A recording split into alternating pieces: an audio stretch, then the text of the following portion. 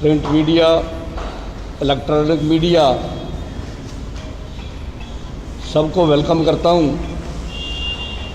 पूरे ट्रांसपोर्ट की तरफ से।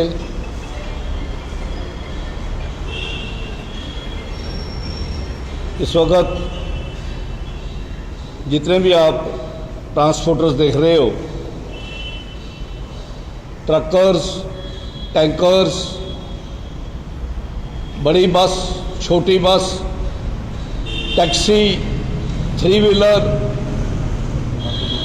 मैटाडोर, सभी यहाँ पे बैठे हुए हैं। मुझे अफसोस से कहना पड़ता है कि वैसे तो जम्मू कश्मीर का 5 अगस्त से ही हम ट्रांसपोर्टर्स का बुरा हालत हो गई थी, लेकिन 15 मार्च के बाद हमारी आस्ते आस्ते बसें खड़ी होनी शुरू हो गई। 20 को हमारी सभी, लॉकडाउन तो 24 को हुआ था, लेकिन 20 को हमारी सब गाड़ियाँ खड़ी हो गई थी। मुझे अफसोस से कहना पड़ता है कि हमने पुराने गवर्नर साहब मलिक साहब को अपना मेमोरेंडम दिया, नए लेफ्टिनेंट गवर्नर साहब को अपना दिया, भटनागर साहब से हम मिले। इस वक्त तक जो हमारी जेन्युइन डिमांड्स थी कोई भी नहीं मानी गई। और उसके बाद ये लॉकडाउन में आज इन्होंने पिछले 10 दिन से ये कहा था कि 3 व्हीलर चले, बस चले, मैटाडोर चले 50% पे। मुझे अफसोस से कहना पड़ता है कि एसआरटीसी की बस चले तो वो फुल जा सकती है, जहाज, हवाई जहाज जो है वो फुल चल सकते हैं, ट्रेन जो गई हैं वो फुल ले जा सकती हैं माइग्रेंट्स को। तो हमारे लिए इन्होंने ये कर दिया जो कि हम गाड़ी उस 50% पे हम गाड़ी चला ही नहीं सकते। हमारा डीजल और जो टोल प्लाजा हैं वही नहीं पूरे होंगे। हम ड्राइवर्स को क्या देंगे और क्लीनर्स को क्या देंगे और मालिक क्या लेगा। मुझे ये भी समझ आती है कि जहाज़ों में, एरोप्लेन्स पे कितने पॉजिटिव केस निकले, उसके बाद भी जो है वो एरोप्लेन चल रहे हैं। बसें जितनी दिल्ली से बसें चल रही हैं वो 80-80, 85-85, 70-70 सवारियाँ लेके बिहार में जा रही हैं। हरियाणा वालों ने 20% किराया बढ़ा के अपनी बसें चला दी। मैं तो किसी वक्त सोचता हूं कि हम कहां पे हैं। इतना जुल्म हमारे साथ, पैकेज, इतना बड़ा पैकेज मिला है, कहीं ट्रांसपोर्टर्स का नाम ही नहीं। क्यों हम देशवासी नहीं हैं? हम हिंदुस्तानी नहीं हैं? क्या हम किसी और देश में हैं? मुझे अफसोस से यह कहना पड़ता है कि हमारी सुनवाई कोई भी नहीं है।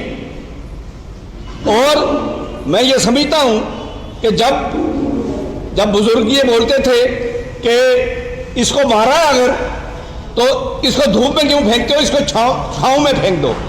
लेकिन आज हमें मारने के बाद धूप से उठा के कोई छांव में, हम तो इस वक्त मैं समझता हूं कि हमारा कोई भी नहीं रहा है, लावारिस हो गए हम, कोई सुनाई नहीं है हमारी। इस हालात में हम ये कहेंगे कि हमारे जो इंटरेस्ट है, कम से कम 6 महीने के लिए हमें इंटरेस्ट माफ़ की जाए, फ़ी माफ़ की जाए, इंश्योरेंस जो है वो माफ़ की जाए। अगर हमारी डिमांड्स नहीं ना मानी गई तो हम सड़कों पे आएंगे, मरण व्रत में बैठेंगे, भूख हड़ताल में बैठेंगे। और हमें अफसोस होगा इस बात का कि कोई भी हमारा हाथ पकड़ने वाला नहीं है, कोई भी अपना नहीं है जो हमको मार पड़ रही है और हमें धूप में फेंका गया और धूप से उठा के हमें छांव में कहीं फेंक दे।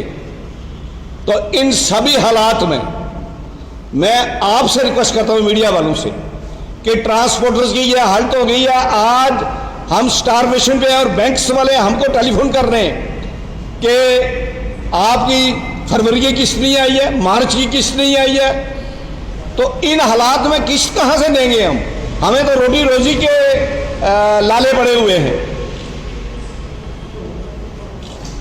मैं एडमिनिस्ट्रेशन से और लेफ्टिनेंट गवर्नर साहब और CS चीफ सेक्रेटरी साहब से ये कहना चाहता हूं कि अगर हमारी डिमांड्स ना मानी गई तो हम सड़कों पे भी आएंगे, भूख हड़ताल पे भी बैठेंगे, मरण व्रत भी रखेंगे।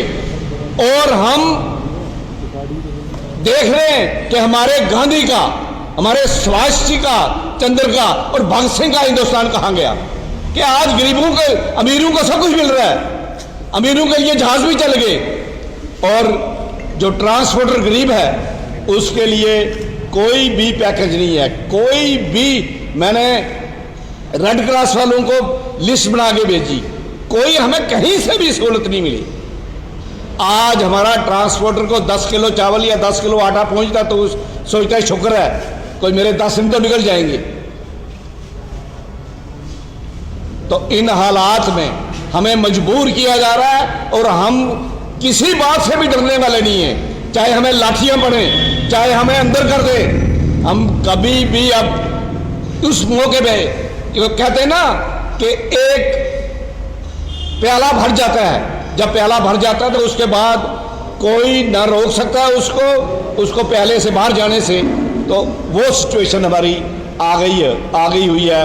मैं आप सबका शुक्रिया अदा करता हूं जो आप यहाँ आए हो और हमारी आवाज़ आप ये जो बहरे कान हैं इन तक पहुँचाओगे ताकि उनके कान खुल सकें और जो हमारे कंसर्न्स हैं उनके। हमारे साथ जो अलाइट है, पेट्रोल पंप वाला है, उसकी बुरी हालत हो गई है, स्पेयर पार्ट वाला है उसकी बुरी हालत हो गई है, टायर वाला है उसकी बुरी है, जितने भी हमारे साथ कनेक्टेड लोग हैं सबकी बुरी हालत है। इन सब हालात में एडमिनिस्ट्रेशन को, जो चेयरमैन है CS साहब, उनको ये सोचना पड़ेगा कि हम ट्रांसपोर्ट के बारे में क्या करें। और सबसे बड़ी बात है कि हमें बैंक के इंटरेस्ट माफ़ किए जाए, हमारी इंश्योरेंस, हमारी गाड़ियां खड़ी हैं, हमें फी माफ़ की जाए।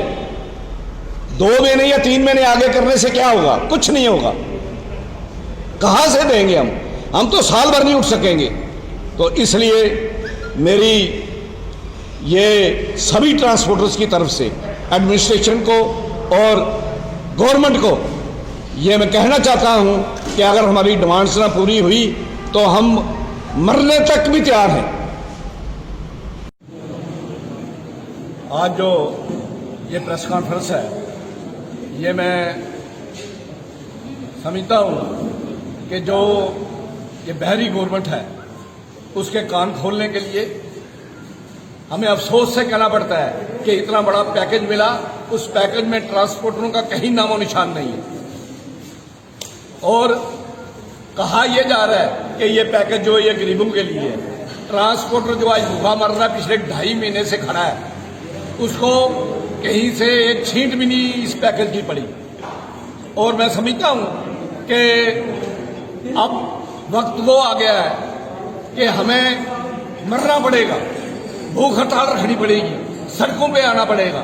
मैं समझता हूं कि जो लोग नेशनल कॉन्फ्रेंस वाले, कांग्रेस वाले, बीजेपी वाले, वो कहाँ हैं आज? क्यों नहीं बोल रहे? जब उनकी जरूरत होती है ट्रेडर्स भी हमको बोलते हैं कि आप ट्रांसपोर्ट बंद करो। आज कहाँ है सब? और मैं आपके जरिए एडमिनिस्ट्रेशन को और लेफ्टिनेंट गवर्नर साहब को ये कहना चाहता हूं कि अब प्याला भर चुका है, अब हमारा जो सब्र है वो टूट चुका है। अब क्योंकि हमने गवर्नर साहब मलिक साहब को दिया, उसके बाद लेफ्टिनेंट गवर्नर साहब को दिया, भटनागर साहब जो हमारे एडवाइजर हैं उनको दिया, इस वक्त तक हमारी कोई भी बात नहीं सुनी। जब कोई बात नहीं सुनी जाएगी तो फिर सड़कों पे आना जो हमारा हक है, अपने हक के लिए, हमें अपने इंसाफ के लिए लड़ना पड़ेगा। और हम तैयार हैं अब इसके लिए कि चाहे हमें लाठियां पड़े, चाहे हमें अंदर कर दिया जाए, लेकिन हम चुप नहीं बैठेंगे।